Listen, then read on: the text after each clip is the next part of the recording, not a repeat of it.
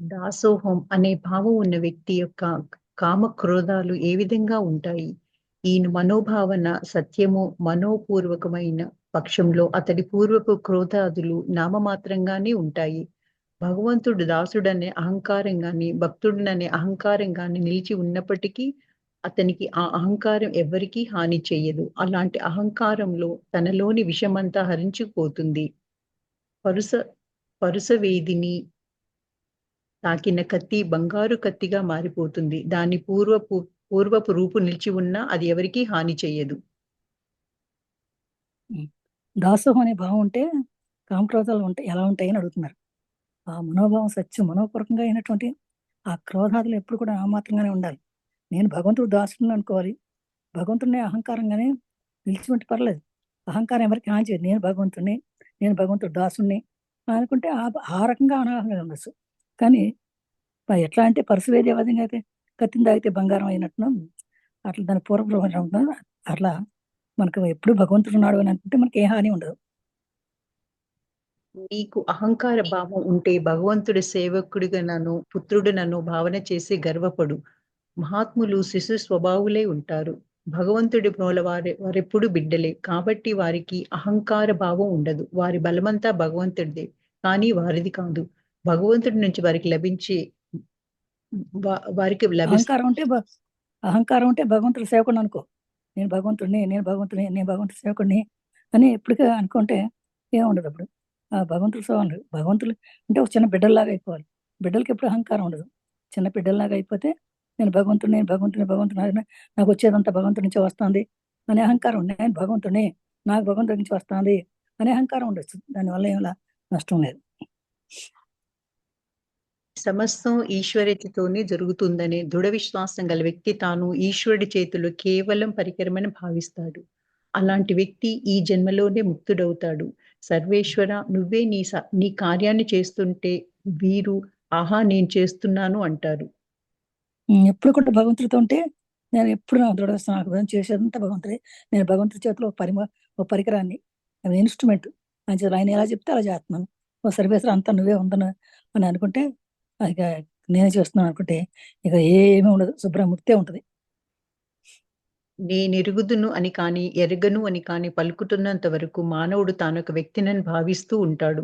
నీలోని ఈ అహంకారాన్ని పూర్తిగా నేను తొలగించినప్పుడే అఖండ బ్రహ్మ సాక్షాత్కారము సమాధి స్థితిలో కలుగుతుంది అని జగజ్జనని పలుకుతుంది. అంతవరకు నేను అనేది నాలోను, నా ముందు కూడా నిలిచే ఉంటుంది. ఎప్పుడు కూడా నేను నాకు తెలుసు అని ఎప్పుడు అడగకూడదు. నేను ఎరగను అనకూడదు, నేను ఎరుగను అనకూడదు. నాకు నా పలకలో నా లోపల ఏముందో అదంతా తెలుసు. అదంతా అని అని నాలో ఉంది, ఏదో ఉంది, ఏదో ఉంది కాదు. నువ్వు ఆ లోపల ఉందా అని తెలుసుకుంటే అఖండ సాక్షాత్కారం అంతా నీ లోపలే ఉంది. అందుకే ఎప్పుడు సమాధి స్థితిలో ఉండి ఆ జగజ్జన్ని పలుకుతుంది, నేనేం లేదు, నాలో ఉండేది ఆ మాతే నా తల్లి పలుకుతుంది అని చెప్పి అనుకుంటే నీకు భగవంతుడే దగ్గరైపోతాడు. కామక్రోధాలతో తీవ్రమైన పోరాటం సలిపి ఆత్మజ్ఞానం కోసం భల్లూకపు పట్టుపట్టి అఖండ సాధన చేస్తే గాని సమాధి స్థితి లభించదు. అప్పుడే అహంకారం సపరివారంగా తరలిపోతుంది. కానీ సమాధి స్థితిని పొందటం చాలా దుర్లభం. అహంకారాన్ని 1000 సార్లు అడిచినా మళ్ళీ మళ్ళీ తల ఎత్తుతూనే ఉంటుంది. దాని మూలంగానే మళ్ళీ మళ్ళీ మనం ఈ లోకంలో జన్మ ఎత్తుతూ ఉంటాం. ఈ కామక్రోధాలతో ఉన్నటువంటి పోరాటం ఉంది. ఈ కామ, క్రోధ, మోహన, మద, మోహ, మాత్సర్య అని తీవ్ర పోరాటం జరపాలి. అవన్నీ పూర్తిగా దగ్ధమైపోతే కానీ ఆత్మజ్ఞానం కలగదు. ఎట్లా అంటే ఆత్మజ్ఞానం ఒక బరువు పట్టు లాంటిది. సాధన చేసి ఇవాళ చేశాను రేపు అంటే కుదరదు. 4 రోజులు చేశాను, 10 రోజులు చేశాను అంటే కుదరదు. సాధన ఏనాడు మానకూడదు. సాధన చేస్తూ తీవ్రమైన సాధన చేస్తేనే సమాధి స్థితికి వెళ్తాం. ఆ సమాధి స్థితికి వెళ్తేనే అహంకారం పూర్తిగా పడిపోతుంది. అది అది చాలా దుర్లభం. అదేం అంత ఆషామాషి వ్యవహారం కాదు. అహంకారాన్ని 1000 సార్లు అణిచినా తర్వాత మళ్ళీ వస్తుంది. అందుకని ఎప్పుడు అహంకారం అనేది కంప్లీట్‌గా తీసేసి కంప్లీట్‌గా ఎప్పుడు ఎప్పుడు సాధన ఉంటేనే మళ్ళీ మనం ఈ లోకంలోకి ఉన్నంత వరకు లోకంలోకి వస్తూనే ఉంటాం. అది పూర్తిగా తగ్గిపోయి సమాధి స్థితికి వెళ్ళిపోతే ఈ లోకంలోకి మళ్ళీ రాకుండా జన్మ సార్థకం చేసుకోవచ్చు. క్షుద్రమైన లోహం వరుస అనేది స్పర్శసే బంగారం మారనిదే ఈశ్వర సాక్షాత్కార లభించదే నేను కర్తననే భ్రమ తొలగదు. ఈ భ్రమ తొలగనంత వరకు నేను నీ సత్కార్యాన్ని చేశాను, ఆ దుష్కర్యాన్ని చేశాననే భేదభావం కలుగుతూనే ఉంటుంది. ఈ భేదభావమే ఈ భేద దృష్టి. మాయ. దీని మూలంగానే సంసార భ్రమణం నిరంతరంగా సాగుతుంది. తత్వగుణ ప్రధానమైన విద్య మాయను శరణజొచ్చితే అది మనలను ధర్మ మార్గంలో నడిపి భగవంతుని పట్ల ప్రేమను పెంపొందిస్తుంది. భగవత్ సాక్షాత్కారం పొందిన వాడే మాయారూపమైన సంసార సాగరాన్ని దాటుతున్నాడు. భగవంతుడే కర్త అని, స్వయంగా తాను అకర్తనని, అశక్తుడనని గ్రహించే వ్యక్తికి జీవన్ముక్తుడవుతున్నాడు. అంటే ఈ శరీరంలో ఉండగానే ముక్తుడవుతున్నాడు. ఉమ్. ఇది శరీరం శుద్రమైన లోహం ఎట్టయితే పనికిరానటువంటి లోహం పరిశీలన చేస్తే శృంగారం అవుతుంది. అలాగే మనం కూడా ఈ పనికిరాని వాళ్ళం. ఇదంతా కూడా ఈశ్వర సాక్షాత్కారం పొందాలి. ఈశ్వర సాక్షాత్కారం పొందితేనే నేను కర్తని అని భ్రమ తగ్గుతుంది. నేను కాదు చేసేదంతా ఇది భ్రమ. నేను కర్తని, ఏం చేస్తున్నాను, ఏం చేస్తాను అనుకుంటే ఏం చేయలేవు. నేను సత్కారం చేసినా దుష్కారం చేసినా, ఏ కార్యం చేసినా నేను చేస్తున్నానంటే ఏ భావం? అది భేదభావం. ఆ భేద దృష్టి, అది మాయ. నేను చేస్తున్నాను, నేను చేయట్లేదు రెండూ ఉండకూడదు. అది అలా ఉన్నంత సేపు సంసార గుణం ఉంటానే ఉంటాం. ఎందుకని ఎప్పుడైతే సత్వగుణం ప్రాణటువంటి సత్వగుణం ఉంటే ఆ సత్వగుణమే మన మాయని తీసేస్తుంది సార్. ధర్మ మార్గం నడుస్తుంది. ఆ భగవంతుని ప్రేమ వల్లే అలా వస్తున్నాడు. ఎప్పుడైతే భగవత్ సాక్షాత్కారం ఉంటుందో అప్పుడు మాయ పూర్తిగా తగ్గిపోతుంది. నేను అశక్తిని తగ్గిపోతుంది కంప్లీట్ గా. జీవన్ముక్తి అవుతాడు. అంటే ఈ శరీరంలో ఉండగానే ముముక్షుడైపోతాడు, మోక్షం జరుగుతుంది. ముక్తుడిలోని అహంకారం. అహంకారం ఎన్నడూ పూర్తిగా నశించదా? క్రమక్రమంగా కలువరేకుల్లా రాలిపోతాయి. కానీ వాటి గుర్తులు నిలిచి ఉంటాయి. అలాగే ఈశ్వర సాక్షాత్కారం పొందితే మానవుడి అహంకారం పూర్తిగా తొలగిపోతుంది. దాని జాడలు మాత్రం నిలిచి ఉంటాయి. అయినా దానివల్ల ఎలాంటి హాని వాటిల్లదు. ముక్తుడు ఇంకా అహంకారం ఉండకూడదు. ముక్తం కావాలంటే, మోక్షం కావాలంటే అహంకారం ఉండకూడదు. అహంకారం పూర్తిగా నశించాల్సిందే, తప్పదు. ఎలా అయితే క్రమక్రమంగా కలవరేకులు అందంగా ఉంటాయి, కానీ ఒక్కొక్కటి రాలిపోతాయి కదా. ఆ రాలిపోయినా కానీ అక్కడ గుర్తులు ఉంటాయి. అది ఈశ్వర సాక్షాత్కారం పొందితేనే మనోడు అహంకారం పూర్తిగా తొలగిపోతుంది. ఈశ్వర సాక్షాత్కారం పొందే వరకు అహంకారం అలా ఉంటానే ఉంటుంది అనమాట. అహంకారం ఉన్నంత వరకు హాని ఉంటుంది, అహంకారం పోయినంత వరకు హాని ఉండదు.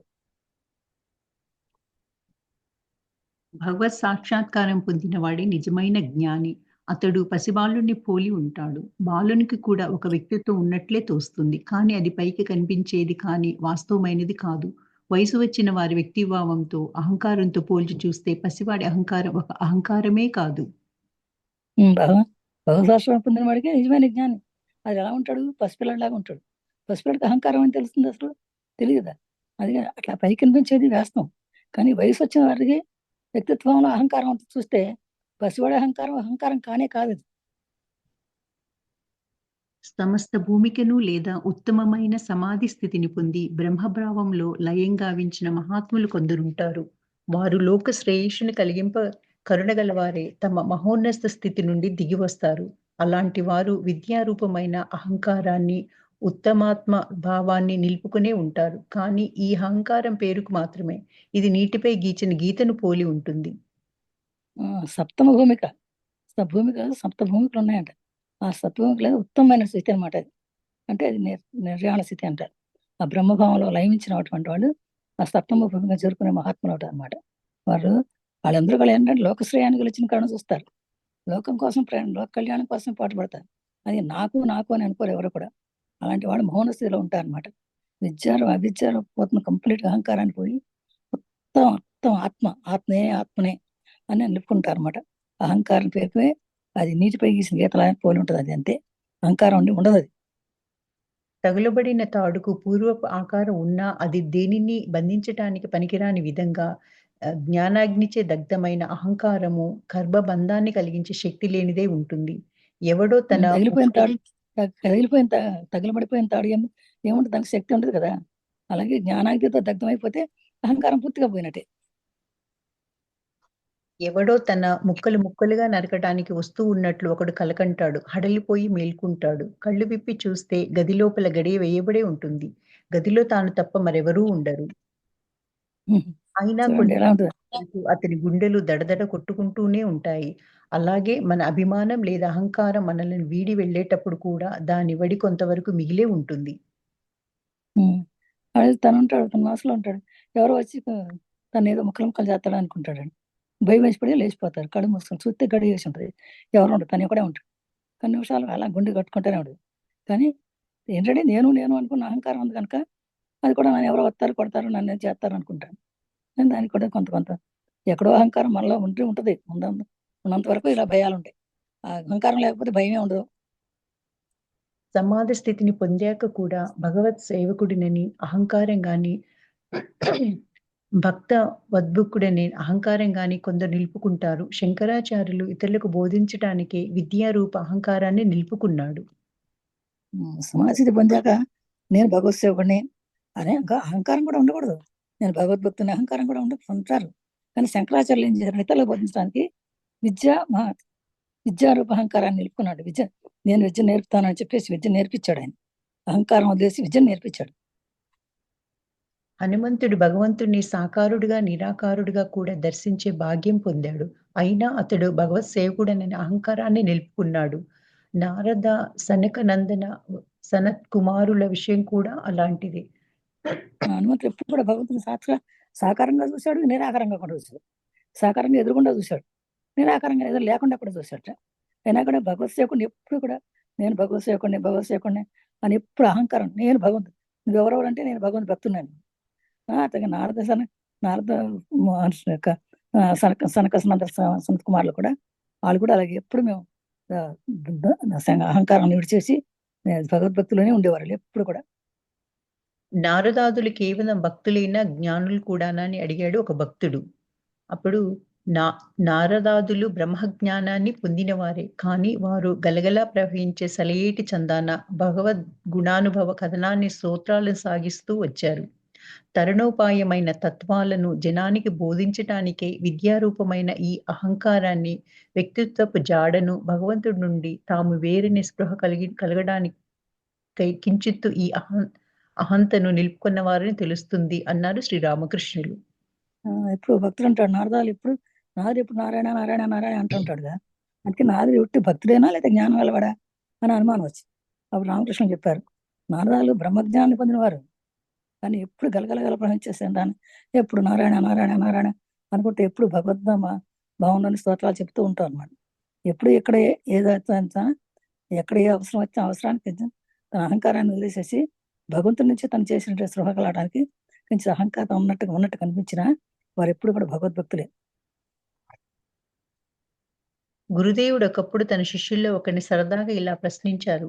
సరే కాని నాకేమైనా శరీరాభిమానం ఉన్నట్లు నీకు తోస్తుందా? నాకు అభిమానం ఏమైనా ఉందా అని అడిగారు. అవునండి, కాస్త ఉంది. కానీ ఈ కాస్త ఇందు నిమిత్తం ఉందని నా అభిప్రాయం. శరీర రక్షణార్థం, భగవద్భక్తి సాధన నిమిత్తం, భక్తుల సాంగత్యం కోసం, ఇతరుల తత్వాన్ని ఉద్దేశించటానికి. అయినా గురుదేవులు అడిగారు భగవంతుడు ఎంతో ప్రార్థించి లేశమైన ఈ అభిమానాన్ని నిలుపుకున్నారని చెప్పాలి. అంటే మీ ఆత్మ నైసర్గిక స్థితిని సమాధి అనే మాట చేతనే అభివర్ణింపదగింతుందని నా భావం. కాబట్టి మీకున్న అభిమానం మీ ప్రార్థన యొక్క ఫలమని చెప్తానన్నాడు శిష్యుడు. అది నీకు అభిమానం ఉందా అని అడుగుతాడు అన్నమాట. నాకేమన్నా శరీరం మీద అభిమానం ఉందా అని అడుగుతాడు రామకృష్ణవరం శిష్యుడు. ఉందండి కొంచెం అన్నాడంట ఆయన. శిష్యుడు అన్నాడంట, ఏంటి శరీర రక్షణార్థం, శరీరం కోసం అని చెప్పి భగవద్గీత సాధన నిమిత్తం కోసం భక్తులతో సాగత్యం కోసం ఇతరులకు తత్వాన్ని అవతరించడం కోసం మీరు భగవంతుడు ఎంతో ప్రార్థించారు. లేసి మీ చిన్న అభిప్రాయం అంటే మీ ఆత్మ నైసర్గిక స్థితిని బట్టి సమాధి స్థితిలోనే ఉంది అని నా భావం అండి అని మీకున్న అభిమానం మీ ప్రార్థన యొక్క ఫలం అని చెప్పాడు. మీ అభిమానం శరీరం అని ఉన్నా కూడా మీరు ప్రార్థనకు అభిమానం ఉండేది అని చెప్పాట. శ్రీరామకృష్ణ అన్నాడు, నిజమే, నాకు ఇచ్చే జ్ఞానం అది నిలిచి ఉండటం కాదు, ఆ జగజ్జన్ ఇచ్చే వలన ప్రార్థన అంగీకరించడం, ఆ జగజ్జన్ నివేచితం, ఆ జగజ్జన్ వల్లే నాకు ఇది వచ్చింది, ఆ జగజ్జన్ చెప్తుందని చెప్పుకుంటాను నేను అని చెప్పాడట. పుస్తక పాండిత్య ధార్యం. కేవలం పుస్తక పాండిత్యం నిష్ఫలం. ఒకరోజు కేశవచంద్రసేన్ దక్షిణేశ్వర ఆలయంలో శ్రీరామకృష్ణుని సందర్శించి ఇలా అడిగారు. పండితులు బళ్ళకొద్దీ గ్రంథాలను చదివి నిజంగా పారమార్థిక విషయానికి వచ్చేసరికి పరమ పామరులై ఉండడానికి కారణం ఏమిటి? అందుకు గురుదేవులు ఇలా బదులు ఇచ్చారు. గద్దలు, రాబందులు ఆకాశంలో ఎంతో ఎత్తులో ఎగురుతూ ఉంటాయి కదా, కానీ వాటి దృష్టి మాత్రం కుళ్ళి దుర్వాసన కొట్టే కబేరాలకు వెతుకుతూ మురికి గుంటల మీదే నిలిచి ఉంటాయి. ఆ విధంగానే ఎన్ని శాస్త్రాలు చదివినా, ఎంత పాండిత్యం గడించినా పండితుల మనస్సు కామినీ కాంచనాలనే ఐహిక విషయాల్లోనే లగ్నమై ఉంటుంది. అందుచేత వారికి బ్రహ్మజ్ఞానం అలవడదు. చూడండి, కేవలం పుస్తకం పాండిత్యం పర్వాలేదు, పని కేవలం చదువుకుంటానేమో అంటే సరిపోదు. ఎందుకంటే పుస్తకంలో ఉండే పాండిత్యం వల్ల మనకి ఆత్మజ్ఞానం రాదు. ఎట్లా అంటే ఒక రోజు దక్షిణాశ్రమంలో ఉన్నప్పుడు శ్రీరామకృష్ణ దర్శనం చెప్పాట. పండితులు ఇంకా పళ్ళ కొద్ది పుస్తకాలు చదువుతారండి, కానీ నిజంగా వాళ్ళు పారమార్థిక విషయానికి వచ్చేసరికి పామరులు అయిపోయి ఉంటారు ఆ పండితులు గారెలు మరి అన్నాడు. ఎందుకు దీనికి ఏంటి కారణం అంటే అంత గురువులు చెప్పారట, అరే ఇదిగో చూడు, గద్దలు రాబందులు ఉంటే ఆకాశం ఎంతో ఎత్తుగుతాయి, కానీ ఆ దృష్టి ఏముంటుంది ఇక్కడికి కుడి పదార్థాలు ఉంటాయి. ఎక్కడ ఏమైనా చచ్చిపోయింది ఉందా, ఎక్కడ ఏ పదార్థం ఉందా, తీసుకొని ఎక్కడ ఏ వివరాలు ఉన్నాయా, ఎక్కడ మురికి గుంటలు ఉన్నాయా అని చూస్తాయంట. అలాగే ఎన్ని శాస్త్రాలు చదివినా కూడా ఎంత పాండిత్యం గడిచిన పండితుల మనసు చదివే చదువుతారు, ఇక్కడ కామిని కాంచనాల మీద ఐహిక విషయాల మీద లగ్నమై ఉంటే వారికి బ్రహ్మజ్ఞానం ఉండదని చెప్పారు. అంతఃకరణాన్ని శుద్ధి చేసే విద్యే విద్య, తక్కినదంతా అవిద్య మాత్రమే. కేవలం పుస్తక పాండిత్యం వల్ల ప్రయోజనం ఏమిటి? పండితులు కొన్ని వందల శ్లోకాలను ఏకరువు పెట్టవచ్చు, కానీ కేవలం వాటిని వల్లించినంత మాత్రాన లాభం లేదు. శాస్త్రాల్లోని తత్వాలు జీవితంలో ఆచరణలోకి రావాలి. కామిని కాంచన మోహితుడై సంసారబద్ధుడై ఉన్నంత వరకు కేవల శాస్త్ర పఠనంతో జ్ఞానం గాని ముక్తి గాని లభింపజాలదు.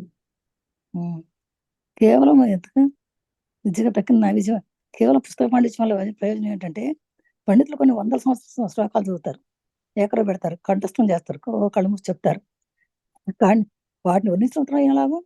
శాస్త్రంలో తత్వం అర్థం చేసుకోవాలి, కానీ అర్థం చేసుకుని ఆచరణలో పెట్టాలి, కానీ ఆచరణలో పెట్టుకోకుండా అటు అవే ఈ పక్కన కామిని కాంచనాలు మామూలు సంసార బుద్ధి ఉంటే ఏమో శాస్త్ర పఠనం వల్ల ఏ జ్ఞానం ముక్తి కానీ లభించదు. మన పండిత మునులు మహాడాంబికంగా మాట్లాడతారు. బ్రహ్మాన్ని, బ్రహ్మమని, అవ్యక్తమని, జ్ఞానయోగమని, తత్వశాస్త్రమని, వేదాంతమని ఏవేవో పలుకుతారు. కానీ వాటి అనుభవాన్ని పొందిన వారు మాత్రం లేరనే చెప్పవచ్చు. వారు కేవలం శుష్క హృదయాలు, సారాహీనులు. అది కొంతమంది పండితులు చెప్తారు, బాగా చెప్తా, అబ్బో బ్రహ్మాండ సత్యం, బ్రహ్మాండ జ్ఞానం, బ్రహ్మాండ ఇది బ్రహ్మాండ అది అని చెప్తారు, కానీ వాళ్ళకి ఉండదు, జ్ఞానం ఉండదు. ఏదో చెప్తారు, వెళ్ళిపోతారు, మళ్ళీ మామూలుగా వాళ్ళ పూర్వానుభవాన్ని మళ్ళీ మాత్రం వెళ్ళిపోతారు, వాళ్ళలో ఏం మార్పు ఉండదు. అలాంటి వాళ్ళు శుష్క హృదయలే. చెప్పడం వరకు ఏదైనా ఆచరించకపోతే లాభమే లేదు. మనం చెప్పిన మాట ఆచరించితేనే సారం ఉంది, కానీ ఆచరించలేకపోతే ఊరికే పండితులు మురిగితే ఏం లాభం లేదు అని చెప్తున్నారు. సా, రి, గా, మా, పా, దా, ని అని నోటితో అనడం తేలికే, కానీ వాటిని ఒక వాద్యం మీద పలికించడం కష్టం. అలాగే మతధర్మాలను గురించి ప్రసంగించడం సులభమే, కానీ ఆచరించడం దుర్లభం. సరిగమ పద అనే సప్తస్వరాలు ఉన్నాయి. సప్తస్వరాలను ఇస్తే మన రోజు సరిగమ పదని అనుకోవచ్చు. దానివల్ల మరి ఏం లాభం? మనది వాయిద్యం మీద పలకాలి, సరిగా దాని నిష్ట ప్రకారంగా దానికి ఏ విధంగా దాని రాగం తాళం ఎట్లా ఉండాలో చేస్తే దానికి అర్థం ఉంటుంది. లేకపోతే ఏం లాభం? ఊరికి సరిగమ పని అంటే ఏమీ లాభమే లేదు. చిలుక రాధాకృష్ణ నామాన్ని పలుకుతూ ఉంటుంది, కానీ పిల్లి నోట చిక్కినప్పుడు కీచు కీచు అనే అంటుంది. అప్పుడు దాని సహజమైన కూతే బయటపడుతుంది. లౌకికులు ఐహిక ఫలాలను పొందడానికి ఒకప్పుడు హరినామస్మరణ చేస్తుంటారు. పుణ్యకార్యాలను, దాన ధర్మాలను కూడా సాగిస్తుంటారు. కానీ దురదృష్టవశాత్తు దుఃఖమో, దారిద్ర్యమో, మరణమో వాటిల్లితే ఆ హరినామ స్మరణాన్ని, ఆ నియమ నిష్టలన్నింటినీ మర్చిపోతారు. ఇది చాలా గొప్ప ఉదాహరణ. ఎప్పుడు రామకృష్ణ దగ్గర రామాన్ని పలుకుతుంటారు తిలక. రామ రామ రామ రామ అంటది, కానీ పిల్లి నడిచినోడు ఇచ్చినోడు ఏమంటే రామ అందది తీసుకొచ్చి ఉంటుంది అట్లా. అప్పుడు దాని సహజమైన కొద్ది వచ్చేస్తుంది. ఎందుకంటే లోకల్ అందుకే మనం ఎప్పుడు కూడా రామనామాన్ని చివరి వరకు చనిపోయేదాకా అదే ఉంటాం మనకి కానీ లేకుండా ఎప్పుడు అవసరమైతే అది, లేకపోతే లౌకికంగా మాట్లాడిన తర్వాత అందరూ వింటున్నారు, అందరూ అందంగా ఉందని రామారామని, అసలు నీ కష్టం వచ్చినప్పుడు వెళ్ళి చిక్కిచ్చు అంటే ఏం లాభం లేదు దానికి. ఇంకా దాన్ని పాటించినట్టుగా ఆ దురదృష్టం వస్తే అది దుఃఖం వస్తుంది, ఆయుధం వస్తాయి. ఏదో రకంగా మరణం వచ్చింది అనుకోండి, ఆ హరినామస్మరణ ఉండాలి. అంటే మనం చనిపోయేటప్పుడు కూడా ఎప్పుడు కూడా హరినామస్మరణతో ఉంటేనే మనం, అందుకని మొదల నుంచి ఉంటే వచ్చేస్తుంది, కానీ చివరికి మనసు మీద పడుకుని పోయేటప్పుడు హరినామస్మరణ రావాలంటే అప్పుడు రాదు. అందుకని బిగినింగ్ నుంచి హరినామస్మరణ మానకుండా వదలకుండా ఉంటే చనిపోయేటప్పుడు అదే వస్తుంది. చనిపోయేటప్పుడు ఏది వస్తుందో అదే నెక్స్ట్ జన్మకి వస్తుందట. భగవద్భక్తి పుస్తక పఠనంతో దక్కుతుందా? పంచాంగంలో ఫలానా రోజున 20 దుక్కుల వాన కురుస్తని రాయబడి ఉంది, కానీ ఆ పంచాంగాన్ని మెలిపెట్టి పిండటంతో ఒక చుక్కైనా వస్తుందా? అదే విధంగా శాస్త్రాల్లో అనేక సద్వక్వాలు ఉండవచ్చు, కానీ వాటిని పఠించినంత మాత్రాన ఎవడూ పారమార్థికుడు కాలేడు. భగవద్భక్తి కలగాలంటే నువ్వు ఆ శాస్త్రాల్లో చెప్పబడ్డ ధర్మాలని అనుష్ఠించాలి. నేను ఉదాహరణలు ఇస్తున్నా. భగవద్గీత పుస్తకంలో ఎట్లా దిగుతుంది? పంచాంగంలో పలానా రోజు వర్షం పడుతుంది అంటాడు అనుకో, అందుకని ఆ పంచాంగాన్ని మెలిపెట్టి తిప్పితే వర్షం పడుతుంది, చుక్క పడుతుందా? అదే ఆ పుస్తకం అంతా చదివి బట్టి కొట్టినా కూడా నీకు రాదు, వర్షం రాదు. కానీ అందులో ఉన్నటువంటి శాస్త్రాలు ఏ రక కార్యాలు ఉన్నాయి, శుద్ధవాక్యాలు, మంచి వాక్యాలు ఉంటాయి. వాటిని పఠించిన మాత్రం కూడా ఎవరు పారమ పొందలేడు. ఆ వాక్యాలన్నీ పఠించి నేను సత్యం ఆడతాను 10 సార్లు అన్నాడు అనుకో, అనే లేదు. నువ్వు ఆచరించి చూపిస్తే ఉంటుంది కానీ, అంతేగాని లేకపోతే భగవద్భక్తి కలగాలంటే ఆ శాస్త్రాలు ధర్మాలను ఆచరించి చూడాలి. ఆచరిస్తే అప్పుడు ఫలితం ఉంటుంది, కానీ ఆచరించకుండా వల్లించినంత మాత్రంతో ఫలితం ఏమి ఉండదు అని చెప్తున్నారు ముఖ్యమా.